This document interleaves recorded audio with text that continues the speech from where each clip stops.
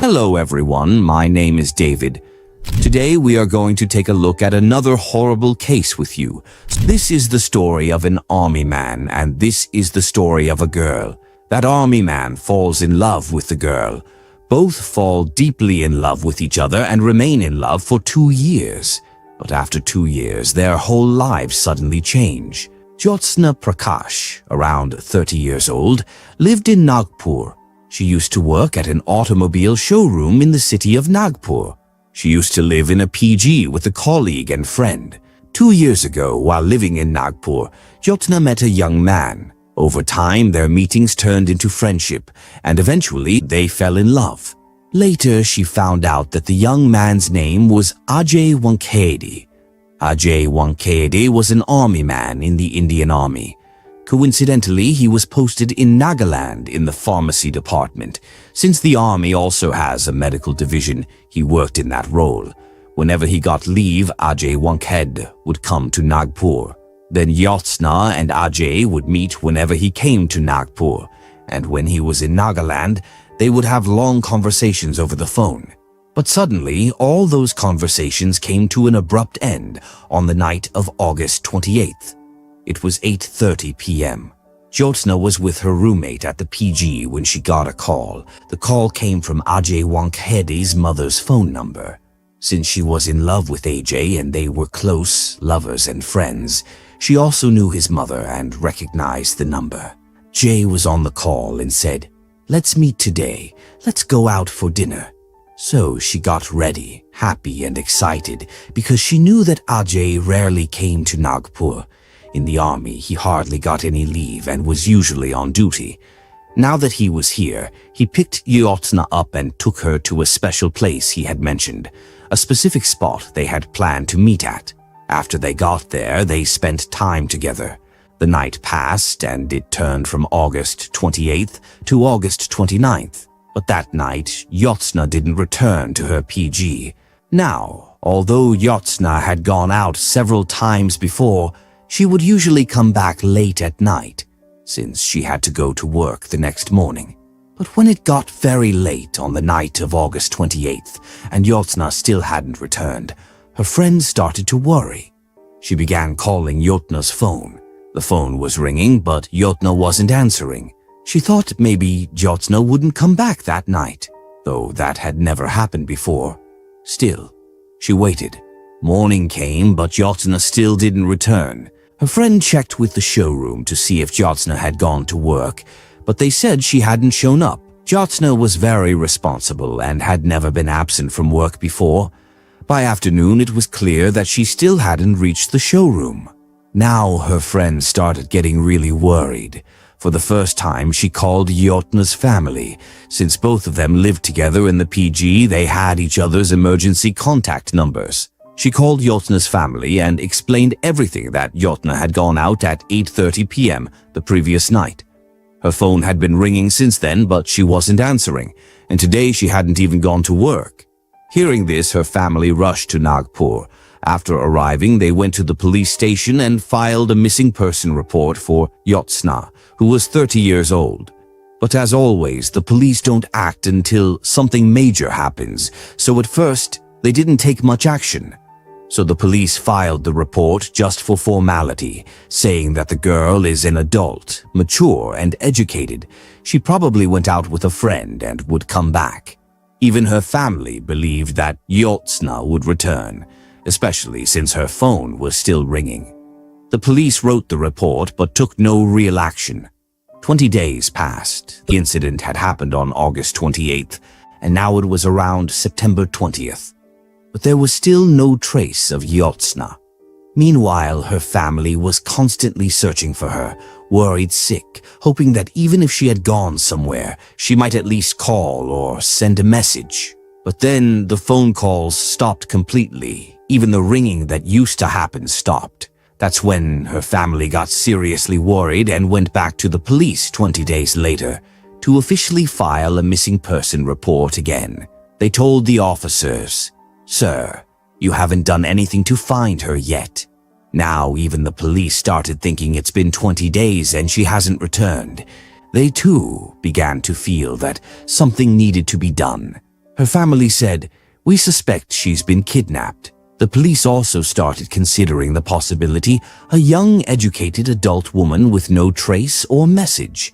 And if later this turns into a high-profile case, it could cause serious embarrassment for the department. So, under pressure, the police finally registered a kidnapping case for Yotsna 20 days later. Now they began investigating seriously. The first thing they did was check Yotsna's mobile location. They could have done this 20 days earlier too, but didn't. Now, as they started tracking it, they noticed something strange. Based on the phone's pattern of calls and locations, they found that on August 28th, the phone was in Nagpur. Then on August 29th, it showed up somewhere in Pune. On August 30th, it moved again, and over the next several days, Yotsna's phone kept showing activity in different cities and districts across Maharashtra. The cell towers were showing exactly where the phone had been and when. The police initially thought maybe she was just traveling around, but what seemed strange was, why wasn't she contacting her family? The police were confused because the phone's location kept changing, showing up in different districts and cities. But Jyotsna herself was nowhere to be found. They also checked nearby areas to see if there were any unidentified dead bodies or missing girls reported, but nothing matched. The police had no leads at all. Meanwhile, the pressure from her family kept increasing because as more days passed, the seriousness of the kidnapping case grew. And in kidnapping cases, the biggest fear is always what could have happened to the victim. If you don't rescue the person in time, then their life is at serious risk, because in kidnapping cases, keeping a person alive and held captive for a long time is the most difficult thing. Now the police checked the call details. They asked if Yotsna had any enemies, any disputes, but nothing came up. Then, for the first time, the police questioned the girl who was her roommate, her PG partner. They asked her to recall what happened on August 28th, the last time Yotsna was seen. She said, Yotsna didn't say who she was going with. She just got a call and left after that. Now the police pulled all the call records. There were several numbers. So the police told the team to get the full details and locations for those numbers. Then they continued questioning the roommate and asked, "Tell us more about Yotsna." She told them, "Sir, there's a guy Yotsna was in a relationship with." When asked his name, she said it was Ajay Wankhede. He's in the Indian Army and posted in Nagaland. When the police checked the call details, they found that the last call Yotsna received on the night of the 28th was from Ajay Wankhede's mother's number. So now, two important clues came from the friend: one, the relationship, and two, the phone call. With both of these leads in hand, the police decided to question Ajay Wankhede. But they found out that Ajay had already returned to Nagaland and had rejoined his duty. The police contacted the Indian Army unit in Nagaland where Ajay Wankhede was posted and asked about him. They were told that yes, Ajay Wankhede was there but currently admitted to the hospital. When they asked why, they were informed that he had diabetes and some other health issues, and he had been hospitalized for quite some time. The police found it strange, such a coincidence, that Yotsna was missing, and at the same time he was in the hospital. What was the connection between the two? Still, the police insisted on questioning him. They asked the army for permission to interrogate him. The army responded that they would fully support the investigation and told the police, "Let us know what you need." The police said, "Please inform us as soon as he's discharged so our team can come." The army agreed and noted down the contact number of the Nagpur police officer handling the case. After that, the Nagpur police were just waiting for a call or update from Nagaland. Then one day a call finally came, but it was even more shocking. The hospital in Nagaland where Ajay was admitted called and said his condition wasn't good. He was admitted, but suddenly he disappeared from the hospital. He was no longer there. This seemed very strange to the Nagpur police. He knew the police wanted to question him, yet he vanished. At first, the police thought maybe he hadn't run away and would return, but that misunderstanding was quickly cleared up when 2 days later they found out that Ajay Wankhede had filed a petition for anticipatory bail in a local court, meaning he feared arrest by the police. He first filed it in the Sessions Court, but it was rejected. Then the police learned that he filed the same petition in the High Court, and it was rejected there as well. Now the police began wondering, why is he so scared?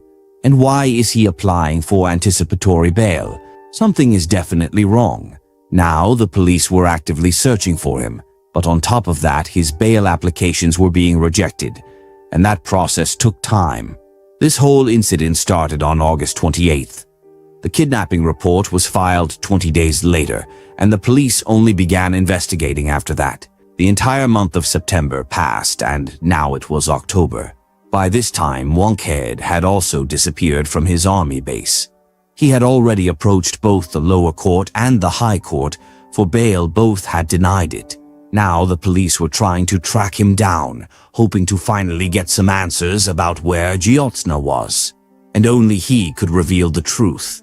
The police were actively searching for him when suddenly, on October 20th, Ajay Wankhede appeared in front of the Nagpur police and surrendered. He said, "Sir, you were looking for me. I thought you were going to arrest me and accuse me of all sorts of things. That's why I applied for anticipatory bail. Many people told me that the way you were searching for me, you might arrest me and file any kind of case. So I applied for bail to protect myself." But the police didn't quite buy his explanation. They then asked him, "All right, tell us, what was your relationship with Jyotsna?" So he explained his relationship with Jyotsna. He said they became friends 2 years ago, and during that time the police had already done a full background check on Ajay Wankhede. They found out he had already been married 3 times and had left all 3 wives. On Jyotsna's side, she had also been married once, but was now divorced. Ajay and Jyotsna had been together for 2 years, meeting regularly, and over time Jyotsna wanted to marry him. He shared all this with the police. Then the police asked, "Where is Jyotsna right now?" He replied, "I don't know." The police said, "On August 28th, there was a call to Jyotsna from your mother's number." He admitted, "Yes, I made the call. I asked her to meet me." They asked, "Then what happened?" He said, "We met at a hotel in Nagpur, stayed there and checked out late at night. After that, I told Jyotsna to go home, and I went to my place. I don't know anything after that." Now the police were stunned. A man who had applied for anticipatory bail twice, both times rejected, then suddenly walks in and surrenders, admits the relationship but still claims he doesn't know where Jyotsna is. And he said, "I honestly don't know." Now, the thing was, he was an army man, part of the military, not just an ordinary civilian whom you could easily arrest and interrogate harshly. If the police acted rashly, it could lead to complications, including the need for proper legal steps and clear evidence. So the police knew they had to build a strong case. Only if they had solid proof could they proceed against him. They questioned him thoroughly, but he refused to say anything more. Then the police continued their investigation. They began tracking Ajay Wankhede's phone location from August 28th onward. When they checked his location on the night of August 28th, it matched what he had said. He was indeed at a hotel in Nagpur. The nearby cell towers confirmed that. But after that, when he claimed he dropped Jyotsna home and left, that's when the lies started. It turned out, after checking the location data, that both Ajay and Jyotsna's phones were in the exact same location in the entire night. And where was that? On the outskirts of Nagpur, on a highway surrounded by forest on both sides. Now, the police were alarmed. What were the two of them doing in the middle of the forest at night? That raised serious suspicion. But beyond this location data, the police had no further clues. To get to the bottom of what really happened, they knew they had no choice. They had to dig deeper into Ajay Wankhede, regardless of the fact that he was an army man. As a normal suspect, the police had to question him, so they played it smart. They told him, "Look, your story about August 28th is only half true. You're telling the truth up to the hotel part, that's fine. But after that, you didn't drop Zhiotsna home, and she never reached home either. The fact is, both of you were together, and your last known location was on a highway outside the city, surrounded by forest. That's the last place both your phones were traced. After that, they continued, Zhiotsna's phone locations start showing up in different cities over the next 2 or 3 days. Ajay responded, No, I wasn't in those cities during those days. You can check my phone if you want. So the police checked, and it was true. On August 29th and after, his phone location showed that he had returned to Nagaland and was back at his army base. When they checked with the base, it was confirmed, yes, he was there. Meanwhile, Zhiotsna's phone was showing up in cities like Pune, various districts of Maharashtra, and even near the Madhya Pradesh border. But Ajay's phone was clearly showing he was in Nagaland, where he was posted. The police were puzzled the locations didn't match, and they couldn't figure out what was going on. But despite the confusion, they had no other strong suspects. The only person who might know the truth was Ajay himself, and the only way to uncover that truth was through him, because they had no physical proof or direct evidence otherwise. So the police questioned him again, using their own strategies. They told him, We now have all the evidence and it's pointing straight at you. Your court-martial is a separate matter, but under Indian law, this is either a murder case or a kidnapping case, one of the two. Eventually, after intense pressure, the army man finally broke down. He told the police, If that's how it is, then come with me. On October 21st, he took the police team with him to the outskirts of Nagpur to a highway. He stopped the car near the highway and began walking on foot with the police into the forest. After walking for a while, he looked around at a particular spot, a forested area with soil, plants, and bushes all around. There, the police noticed a small cemented patch on the ground. It looked like someone had sealed something with cement. He stopped there, pointed at it, and said, Zhiotsna is under that cement. The police were still unsure. They thought maybe he was making up another story. But he kept insisting, She's under the cement. They immediately called for help, dug through the cement and soil, and found a skeleton buried underneath. Along with the skeleton, there were some personal belongings. Zhiotsna's brother and family members were able to identify them right away. It was Zhiotsna's body. Zhiotsna was not alive. She had been murdered, and the killer had personally led the police to the place where he had buried her. The police then said, Now that you've shown us where the body is, tell us the full story, what happened before and after. That's when Ajay Wankhede confessed the whole thing. He said, We were in a relationship for 2 years, but I never wanted to marry her. But after 2 years, Zhiotsna started pressuring me constantly to get married. At first, I kept avoiding it, but then she began threatening me, and that's how these situations usually go. I got frustrated. Then I decided there was only one way to get rid of her. She had even said she would complain to my senior officers in the army and accuse me of cheating on her. She was going to expose everything. That scared me. I felt the only way out was to get rid of her. Coincidentally, along with being an army man, I also watched a lot of movies. That's where I got the idea. So on August 28th, I called her and took her to a hotel. We stayed there for a while, and then I told her, Let's go for a drive. She was happy and agreed. We drove out of the city. Near a toll booth, I bought a cold drink. I had already brought a sedative. I mixed the sedative into the cold drink and gave it to Zhiotsna. After we passed the toll, she slowly started losing consciousness.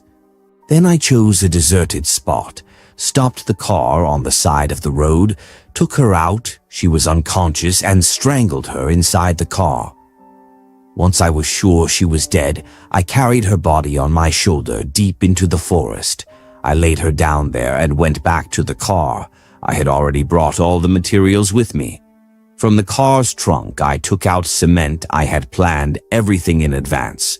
I dug a pit deep enough to place the body inside, put her in, covered it with soil, poured cement over it, and then placed small shrubs and plants over the cement to make it look natural. He made it look like just another part of the forest. After doing all of that, he left the scene, and the next morning, he headed straight for Nagaland. As soon as he got there, he checked into a hospital, saying his health was bad, that he had been suffering from high blood sugar for 2 days. Part of it was fear and panic after committing the crime, but the real purpose was to create an alibi. He wanted that when the crime was discovered and the body found, he could show that he was in Nagaland, admitted to a hospital, and all the evidence would work in his favor. This entire plan, even the idea, came from a movie he had seen. After the murder, he kept Yotna's phone with him. Later, he went near the same toll booth where vehicles stop. He parked his car there and waited for a bit. Then he focused on the trucks, the ones that travel long distances. He knew how they worked and what kind of goods they carried. He spotted a truck with a national permit that was stopped at the toll. In the darkness of night, he quietly went to the back of the truck, put Yotna's phone on silent mode, and threw it inside the truck. Wherever the truck traveled, the phone's location would go to. That was the plan. He did it to confuse the police, so it would look like Yotna was still alive. Meanwhile, the killer was nowhere near those places. He was safely in Nagaland, lying in a hospital bed. With that kind of setup, no evidence could directly point back to him. That mobile phone traveling around inside the truck completely misled the police. The phone's location kept showing up in different places, which made it seem like Yotna was still alive and on the move. And it was confusion and the carelessness in early investigation that delayed the case. The crime happened on August 28th, and the case was finally cracked on October 20th, nearly 2 months later. The army man has now been arrested and is in police custody. The police are interrogating him and also trying to recover Yotna's mobile phone, which could become a crucial piece of evidence in the case. And once again, this case shows what is often seen in the world of crime, or even in our everyday world, that to commit a crime, it only takes a person. It doesn't matter whether that person is a policeman, a soldier, or belongs to any other profession. Because even someone in uniform has a heart, emotions, blood running through their veins just like anyone else. That's why predicting when, where, or by whom a crime will be committed is one of the hardest things in the world. So with that, the Jyotsna Prakash comes to an end right here. If you appreciate our efforts, like and share this video. If you haven't subscribed, do so now. Thank you.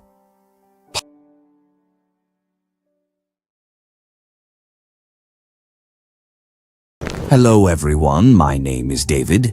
Today we are going to take a look at another real story with you. Even today there are many countries in this world where monarchy still exists, where there are kings. But perhaps there's no other country in the world quite like this one, where democracy and monarchy coexist. In most countries, presidents or prime ministers have fixed terms. Like in the United States, the president serves a 4-year term. In India, the Prime Minister served 5-year terms. But there is one country where, when someone is chosen as king, they serve only for 5 years. After 5 years, a new king is chosen. That country is Malaysia. Malaysia is a major tourist hub and attracts many visitors. At one point, it was under British rule, just like India. While India gained independence in 1947, Malaysia became independent in 1957. After independence, Malaysia went through a lot of political and structural changes. The country has a total of 13 states, but what makes it unique is that 9 of those states have their own royal families and monarchies. In each of these 9 states, the head is called a sultan. So there are 9 states, 9 royal families, and 9 sultans. Each sultan also has a designated heir known as the crown prince, who is next in line to become sultan of that state.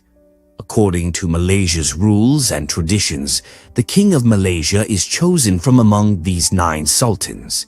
They vote among themselves to select the king, and no one else in the country can vote in this process.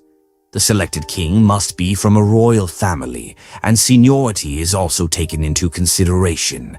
This system has been in place since the beginning. Out of the 13 states in Malaysia, only 9 have monarchies. The sultans of these 9 states come together to elect the king of Malaysia. However, the king doesn't hold much actual power because Malaysia is a democracy where the government is elected and the prime minister is the main authority. Still, it remains a constitutional monarchy. The king mainly performs ceremonial duties, like administering oaths and representing the country in formal functions, sometimes even for foreign visits. But he doesn't have real governing power. The 9 sultans elect one among themselves to serve as king for a 5-year term, and after those 5 years, a new king is chosen again. These 9 sultans vote to elect the king of Malaysia, and the voting process is quite unique. Each sultan casts a ballot, and once the king is elected, all the ballots are destroyed in the presence of the sultans and the newly chosen king. No one else ever sees them. So, the 9 sultans from the 9 royal states choose the king of Malaysia. One of these 9 states is Perak, a state in Malaysia. Perak has a population of around 9 million. In contrast, the total population of Malaysia is about 33 to 34 million. So, Perak alone has a significant share of the country's population. Perak also has a sultan and a crown prince. Since it's one of the 9 royal states, its sultan participates in choosing the king of Malaysia. The current crown prince of Perak is Raja Ja'afar Muda Musa, commonly known as Raja Ja'afar. Today's story is about him. Raja Ja'afar's father, Raja Musa, is already married and has a son, Raja Ja'afar Muda Musa, who is the current crown prince of Perak. But in 2002, Raja Ja'afar unexpectedly met a young woman. She was from a wealthy Malaysian family and had been very beautiful since childhood. As she grew up, her beauty opened doors for her in modeling, and she even started receiving offers from the film industry. During this time, Raja Ja'afar saw her for the first time. Her name was Hasleza. Raja Ja'afar was completely captivated by Hasleza's beauty. Although there was a significant age gap of about 36 years between them, it didn't matter to him. Ignoring the age difference and everything else, one day he proposed to Hasleza, asking, "Will you marry me?" Now, this was a proposal from a royal family. The man was the crown prince, soon to become a sultan, and possibly even the king of Malaysia in the future, since the position rotates among the 9 sultans. So Hasleza immediately responded and said, "Yes, I'm ready to marry you." In January 2002, Raja Ja'afar and Hasleza had a grand wedding, following all traditional customs held in Thailand. It was a lavish and luxurious ceremony. After the wedding, they returned home, and Hasleza, now his second wife, was brought into the royal palace and given the title of Junior Queen. In the palace, there was already a queen, Raja Ja'afar's first wife, whose name was Queen Nur Mahani. So now there were 2 queens in the palace, the senior queen, the first wife, and the junior queen, Hasleza. The wedding took place in January 2002, and everything seemed to be going well. But after the junior queen, Hasleza, entered the palace, strange things began to happen. The senior queen, the first wife, started experiencing unusual seizures. She claimed she would see headless birds, hear the cries of children, and sometimes even see snakes in her room. These were all bizarre and unsettling occurrences, things that couldn't be explained. At first, everyone thought it was just her imagination. She was taken to doctors, but nothing helped. Her condition didn't improve, and soon her sleepless nights and anxiety worsened. The senior queen began to feel that something was seriously wrong. These strange things were happening both in dreams and while she was awake. Eventually, the senior queen called her brother and told him everything. She expressed her suspicion, saying that ever since the junior queen had entered the palace, all these strange events had started. She suspected it might be a case of black magic. The senior queen also harbored hatred and jealousy toward the junior queen after her marriage to the crown prince. She felt that Hasleza had taken her husband away, that he was now closer to the junior queen than to her. Ever since Raja Ja'afar got married, he had been spending most of his time with his new bride. Being newlyweds, he was naturally more attentive to her, caring more for her, asking more about her, and gradually he began to ignore the senior queen. This deeply affected the first wife, who had been with him for years. These emotional wounds were already there in her heart, and around the same time all the strange incidents began. She began to suspect and believe that it might all be happening due to black magic. In Malaysia, just like in many other countries, there are regions where belief in black magic is common.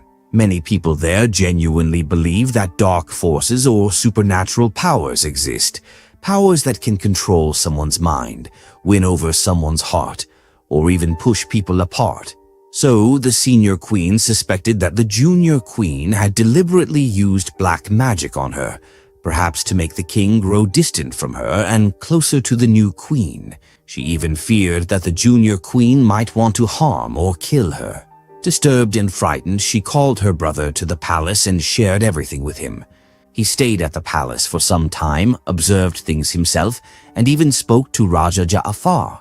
But the king simply said, "Everything seems fine to me. I don't understand what's going on." Maybe it was just imagination, but the brother insisted, "No, something is definitely wrong."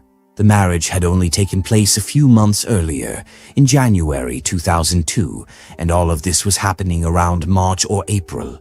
Despite his presence, things didn't improve. Every night the senior queen would scream, saying she could see headless birds, blood, crying children, and snakes. Her brother also heard her screams at night and got up several times, though he never saw anything himself. Still, he felt deep down that something was truly wrong. He said, "All right, I'll do something about this." After that, he left the palace. By now, he was fully convinced, just like his sister, that this was a case of black magic. So he went in search of a way to break the spell. A few days later, he returned to the palace, and this time, he brought 2 people with him. He introduced these 2 individuals as servants and assigned them to work under the senior queen. But in reality, they were brought in to investigate or possibly counter the suspected black magic. He told everyone that the 2 men he brought would stay around the queen to help her. But the truth was that the 2 servants he brought were actually from a special tribe in Malaysia called Bomoh Haj. Bomoh Haj are like spiritual healers or shamans, similar in other cultures. They are experts in spells, rituals, black magic, and exorcism. So her brother brought 2 Bomoh Haj with him, hoping that if the junior queen had really done any black magic, these experts could break the curse. The men arrived and began their work, but nothing improved. Days went by, and now it was already October 2002, 7 months since the wedding. But there was still no change in the senior queen's condition. Even after the 2 Bomoh Haj tried their best, her health showed no signs of recovery. Then suddenly, on October 6, 2002, something shocking happened.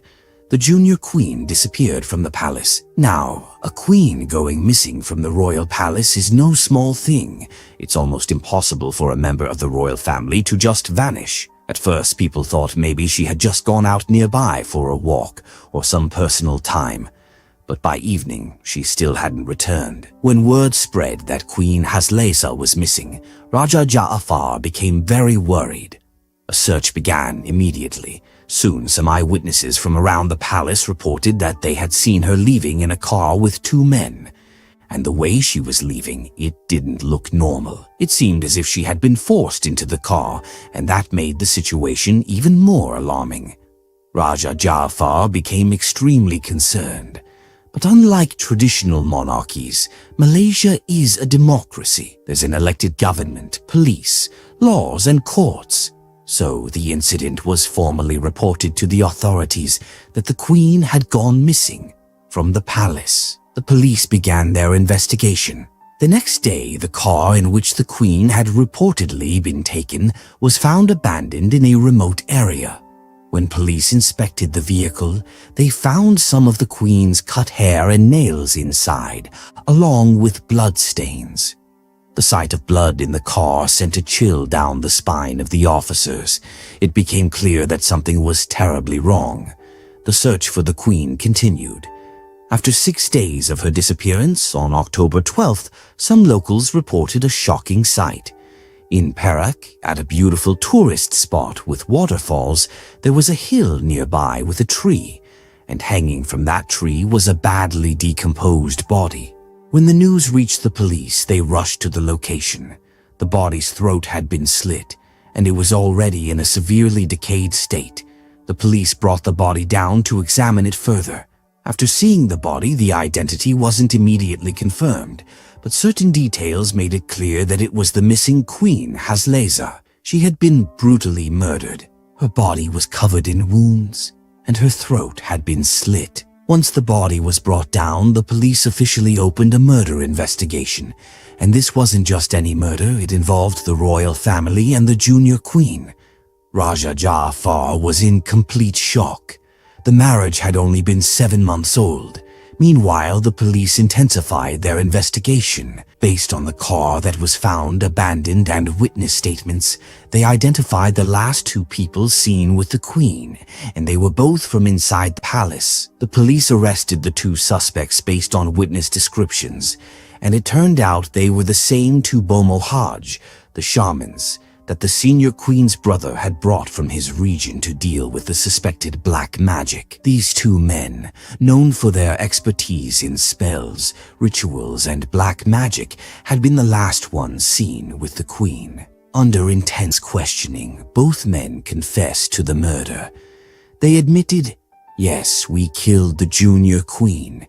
We took her away under a false pretense, slit her throat, and then hung her body from a tree in a remote area so no one would find it easily. After that, we left the scene." Now that the 2 men had confessed to the crime, the news of a junior queen's murder within the royal family made headlines across Malaysia. This wasn't some ancient event. It happened just 24 years ago. By that time, news channels were widespread, even though social media hadn't yet taken over. The story dominated the media, and strange details kept surfacing. After their confession, police asked the men about their motive. Until then, they had simply admitted to the murder and said, "Punish us however you want," but gave no reason. At that point, Raja Jaafar, now referred to as Sultan Jaafar, told the police, "Find out the motive." So the Malaysian police, specifically the Perak police, questioned the 2 men more aggressively, and then came a shocking revelation. They said, "Yes, we killed the junior queen, but we did it on the orders of the senior queen." This statement stunned the police. The case already involved the royal family, the crown prince's wife, and now it was alleged that the senior queen had orchestrated the murder. The crown prince at the time was not only the future sultan of Perak, but also a potential king of Malaysia. Now the question was, what should be done? Because the 2 killers were clearly admitting to the crime and directly accusing the senior queen of masterminding it. They said, "We committed the murder on the orders of the senior queen." Now the pieces started to connect. The 2 killers had been brought from the same region by the senior queen's brother, and they were from her hometown. So what could be done? The matter reached the king of Perak, who at that time was the father of Crown Prince Raja Jaafar, whose second wife, the junior queen, had been murdered. The police reached out to him, asking what action should be taken. He responded, "Do whatever the law allows, follow the legal process." And so, for the first time in Perak's royal history, a queen was arrested by police, accused of being involved in the murder of the junior queen. She was formally taken from the royal palace for interrogation. The Malaysian media initially tried to keep the story under wraps, but the news eventually leaked and headlines about the Queen's arrest began appearing in newspapers and on TV. During interrogation, the senior queen was kept in police custody for about 6 days. Meanwhile, bizarre and conflicting reports began to circulate. Some reports claimed she had confessed, while others said she denied everything. One version of events suggested the queen told police that she had brought the two men with the help of her brother, but claimed they had later used black magic on her, implying that she was not in full control of her actions. And according to her, the black magic was done by the junior queen. The senior queen said, "She cast a spell on me and I simply wanted to break free from it. I wanted to free myself from her enchantment and the control she had over me." She claimed, "That's why I brought these two shamans to the palace to break the black magic. But even after they arrived, my condition didn't improve. I kept seeing the same horrifying visions, so I told them, 'Do something. Destroy the source of the junior queen's magical powers. End whatever force she's using.'" She explained, "I truly believe she was the reason I had grown distant from my husband. She had come close to him, become the junior queen, and I feared that one day when the time came for Raja Ja'afar to become the king of Malaysia, I might be pushed aside. I believed she had used black magic to do all this. So I told the shamans to take away her powers, not to kill her." This was the defense the senior queen gave, and the two Bomohaj she had brought with her also confirmed her statement, saying that she had indeed asked them to take the junior queen's magical powers, not to take her life. The killer said, "Yes, the queen told us to take away her powers, but she never told us to take her life." So now there were conflicting statements, the two killers' version and the senior queen's defense. In the end, the senior queen was given only 1 week of detention. After that, she returned to the palace. The two men, however, were formally arrested, and the prosecution demanded the death penalty. But eventually, the Malaysian court sentenced them to 14 years in prison. They served their time and were later released. After all this, in 2017, 15 years after the incident, the senior queen passed away, reportedly due to illness. She had lived in the same palace all those years, alone as the only queen, because Raja Ja'afar never remarried, never fell in love again, and never forgot the junior queen. Her memory stayed with him always. He chose to live out his life with the senior queen, despite everything. Then, 2 years after her death, Raja Ja'afar finally remarried. In this third marriage, he chose a widow from a royal family whose husband had passed away. As of 2019, and even now in 2025, Raja Ja'afar and his third wife are living together in the royal palace. He remains the crown prince of Perak, and in the near future, he is expected to become the Sultan of Perak. After that, based on the rotation system and seniority, since Sultan Ibrahim became the King of Malaysia in 2024 and will serve until 2029, if fate and age are on his side, Raja Ja'afar could one day become the King of Malaysia. Yes, the same Raja Ja'afar whose second wife, the junior queen, fell victim to a deadly palace conspiracy, murdered in the name of black magic, her body later found hanging from a tree already decomposed. Stories involving ghosts, curses, or black magic are rarely seen in royal palaces because it's generally believed that the royal class stays far from such things. But the truth is different. The truth is, humans are still human, and especially when someone feels their power, place, or right has been taken away, things can turn dark. So this was today's story. Thank you for joining us on this journey today. We hope you enjoyed the content and found it valuable. Hello everyone, my name is David. Today we are going to take a look at another real story with you. It's a 15-year-old story, but even today when the Bengaluru police remember it, a strange incident comes to their minds. The story is from February 9th, 2010. A new police station building in Bengaluru was having its opening ceremony. A new police station had been built and was about to open, and at that time the police commissioner was heading out to inaugurate it. Along with the inauguration of this police station, an inspector and the rest of the staff were also assigned to it. Based on their previous work, they were supposed to receive commendation letters from the commissioner. Coincidentally, the in charge of this brand new police station, named Miko Layout Police Station's inspector, was also going to receive a letter of appreciation from the commissioner. All preparations had been completed. The police station was decorated. The entire staff was present, and other senior police officers from Bengaluru were also there.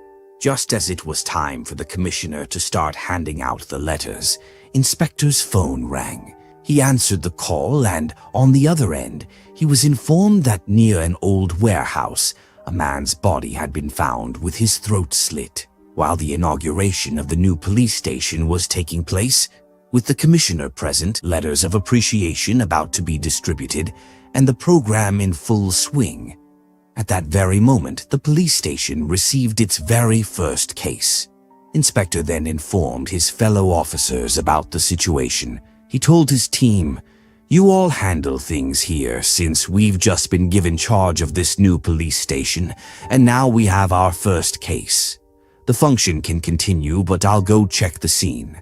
Otherwise, it'll look bad, like the police station opened and messed up its very first case. I don't want to risk getting transferred." So, Inspector Rajesh took a few team members and headed to the location near the old warehouse that had been reported. When they arrived, they saw a man's dead body lying there. His throat had been slit and there were signs of injury on his body. As they looked around the area, they noticed a deserted stretch by the roadside near where the body was found, and everything was eerily silent. There was a car parked by the roadside, which seemed unusual because no one normally parks their car like that in such a deserted area. The police found it strange. When they looked inside the car, no one was there, and the door was left open. As the police peered inside, they noticed blood stains on the car seat.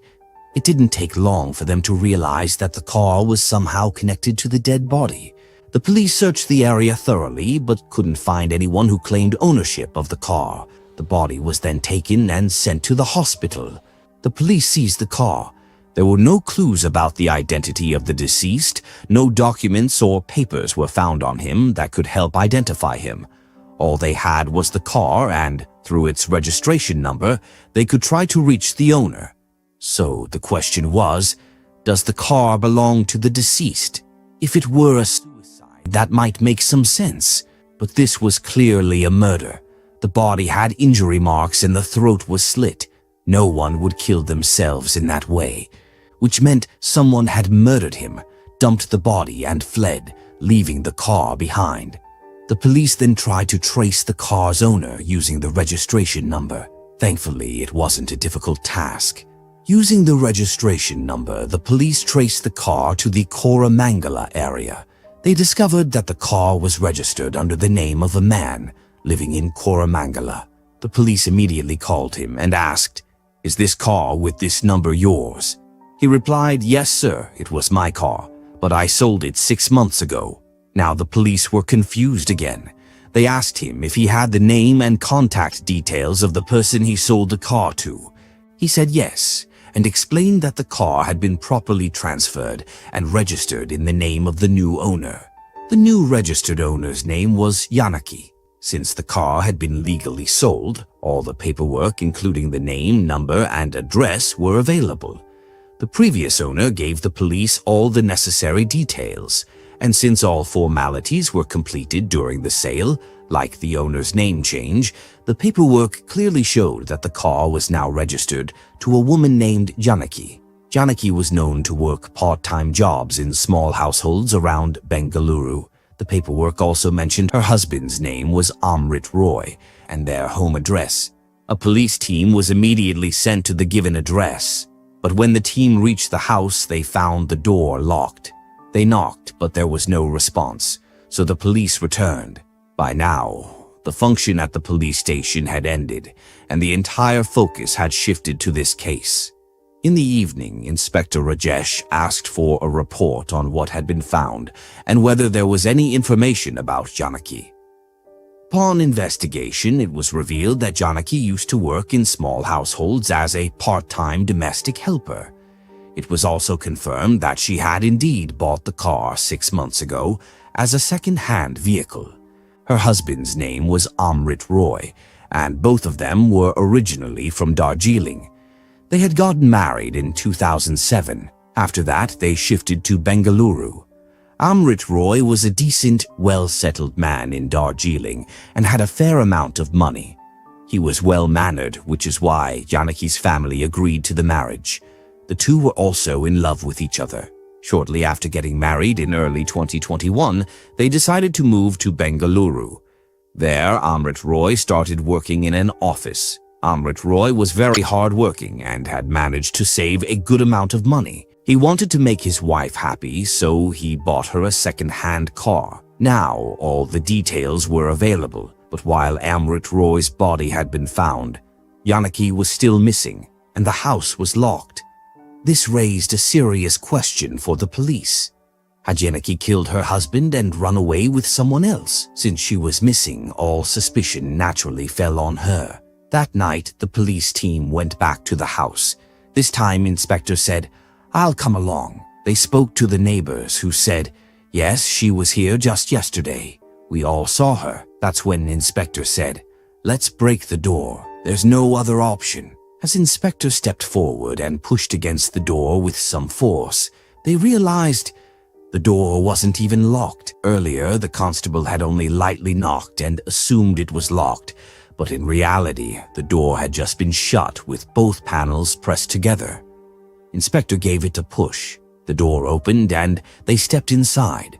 What they found shocked them. Inside one of the rooms, a woman's body was lying in a pool of blood. The police immediately called the neighbors and they confirmed. This was Janaki. Within just 24 hours of the inauguration of a new police station, the station's very first case turned out to be a double murder. First Amrit Roy and then Janaki. Now, the woman the police had been suspecting, Janaki, turned out to be a victim herself. She had already been murdered. Using their documents and paperwork, the police managed to trace their hometown and got a contact number. They called the number, but before moving further, the police had to confirm whether the deceased were indeed Amrit Roy and Janaki. So Janaki's brother traveled from Darjeeling to Bengaluru. After arriving, he identified both bodies and confirmed that yes, the woman was his sister, and the man was his brother-in-law. He told the police that they had a very loving relationship. So much love, in fact, that Amrit had bought a car for his wife Janaki just to make her happy. He had saved up money not only for that, but he was also planning to buy a plot of land in Bengaluru.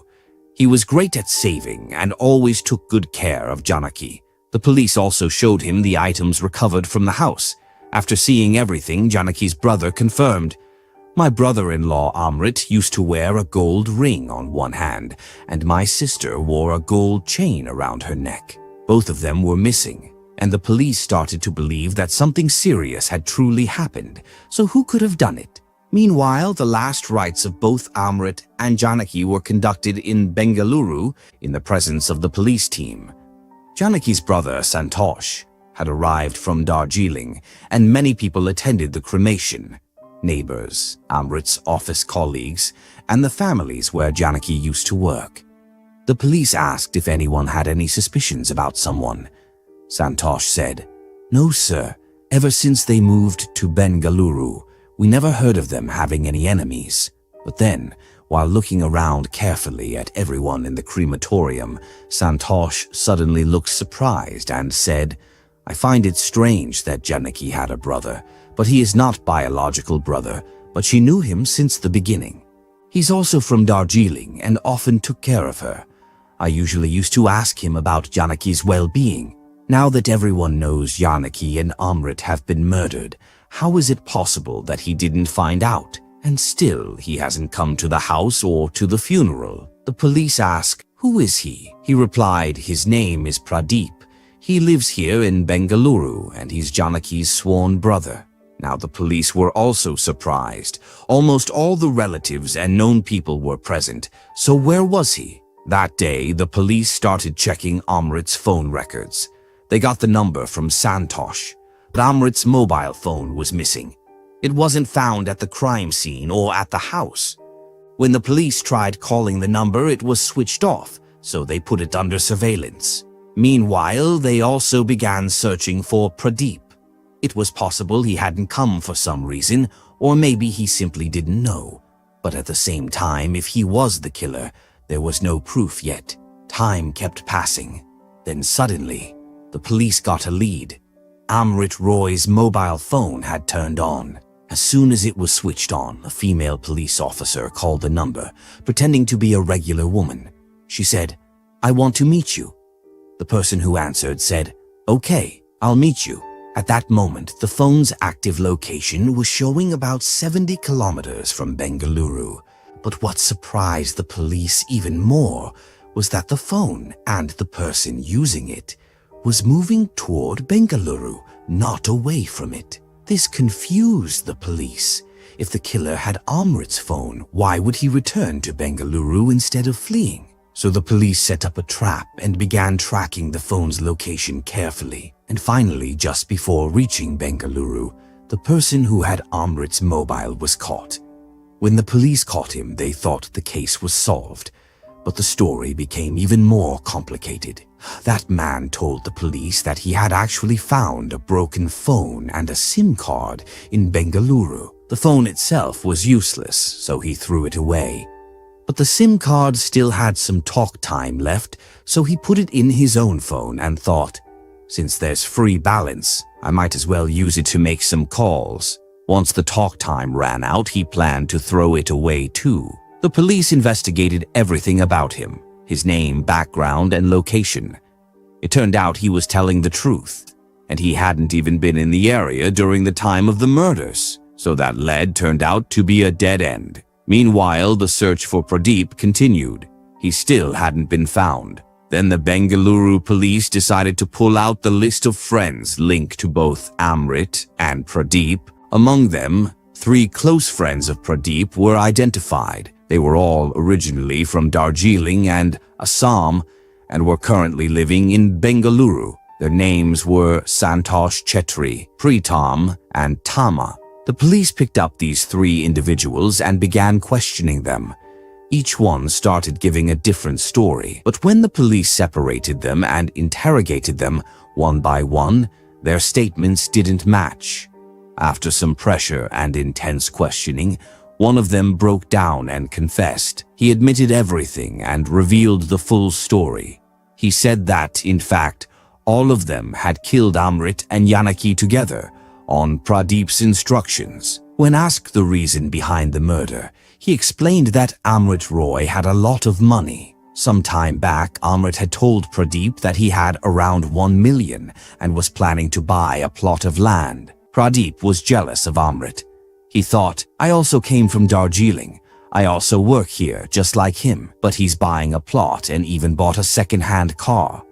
How was he doing so well? When he heard about the money and the plot, Pradeep got the idea that if they killed Amrit, they could take the money and split it among themselves. He convinced his friends to join him in the plan. Then, on February 10th, they went to Amrit's house.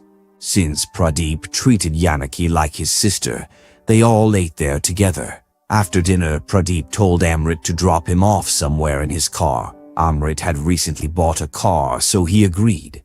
While driving, Pradeep asked Amrit to stop near the old lake in a dark, deserted spot. He said he needed to step out for a moment. When the car stopped, his friends, who were already waiting, joined him, and together they attacked Amrit with a sharp weapon, slitting his throat, all while inside the car. After that, they took Amrit's body out of the car and dumped it a little further away, near the edge of the area, and left the car there. Now, the question was, what to do about the money? They assumed the money must be at Amrit's house, but then they realized they'd have to kill Janaki too. because Janaki knew them well, and she also knew that they had gone out with Amrit. That made her a witness, a potential link to the crime. So they went back to Janaki's house. There they lied to her, saying, Amrit has been picked up by the police because he didn't have a driving license or car papers. Please give us his license so we can go help him. Janaki went inside to get the license. At that moment, they attacked her from behind. Janaki tried to fight back and defend herself, but she was alone and they were 3 or 4 men. After a struggle, they overpowered and killed her too. Then they searched the house, took whatever cash and jewelry they could find, and ran away.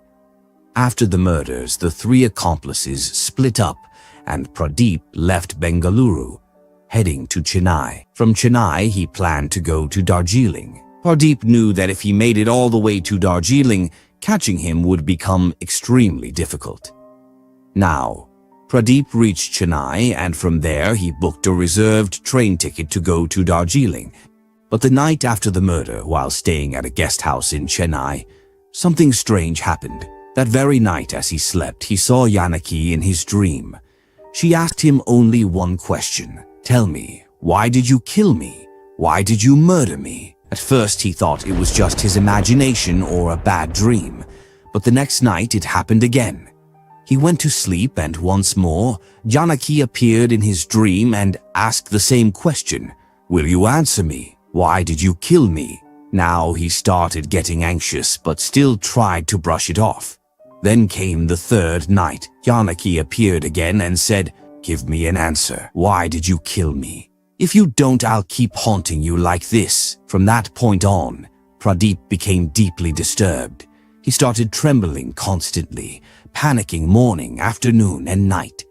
He also had relatives in Assam, where beliefs in spirits, ghosts, and black magic were strong, and Pradeep believed in all of it.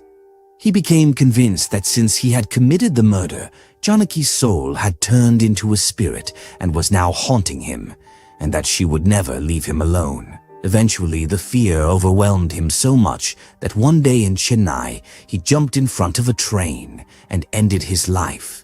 He attempted to end his life. He jumped in front of train, but by chance, some people saw him and managed to save him in time.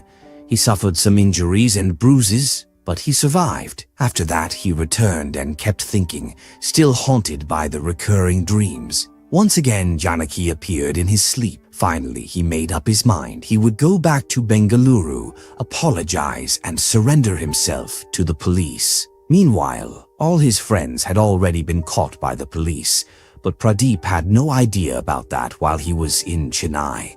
At one point, Pradeep needed some money, so he called a friend in Bengaluru and asked, I need some money to return to Bengaluru. Can you help me? That call reached the police. Through his friend, the police tracked Pradeep's location. As soon as he began his journey from Chennai to Bengaluru, the police kept him under surveillance by tracking his phone. And finally, on January 26, 2010, just 16 days after the double murder, the police arrested Pradeep midway between Chennai and Bengaluru. When Pradeep was arrested, he told the police himself, I was already on my way to surrender. I just wanted to apologize. After what Janaki kept saying in my dreams, I don't think I could have lived any longer. He was also afraid of the reaction from his home region, Assam and Darjeeling, where half of his relatives lived. That fear, combined with the guilt and terrifying dreams, drove him to the point of surrender, and even to a suicide attempt earlier. Eventually, the police arrested him, and in this way, a newly inaugurated police station in Bengaluru, opened just 16 days earlier, solved a major double murder case that had grabbed media headlines at the time. The case went to court. The court sentenced Pradeep and his 4 friends, all 5 of them, to life imprisonment. Later, the case went to the High Court, which also upheld the life sentence for all of them. So this was today's story. Thank you for joining us on this journey today. We hope you enjoyed the content and found it valuable.